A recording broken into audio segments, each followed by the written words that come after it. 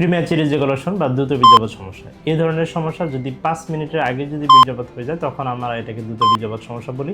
এই দ্রুত বীর্যপাত সমস্যার দুটি কারণ হতে পারে, একটি হলো শারীরিক কারণ, একটি হলো মানসিক কারণ। শারীরিক কারণের মধ্যে দেখা যায় যদি আপনার ডায়াবেটিস, হাইপারটেনশন যদি আনকন্ট্রোলে থাকে তাহলে হতে পারে। আর মানসিক কারণের মধ্যে আপনি যদি ডিপ্রেশন বা টেনশনে থাকেন, এছাড়া যদি আপনার পারফরমেন্স অ্যাংজাইটি থাকে, অর্থাৎ আপনার 3 থেকে 6 মাসের ব্যাপী যদি আপনার দ্রুত বীর্যপাত সমস্যা হয় তখন দেখা যায় যে মনে একটা ভয় চলে আসে যে এই সমস্যা মনে হয় ঠিক হবে না, এটা মনে হয় এরকমই থাকবে।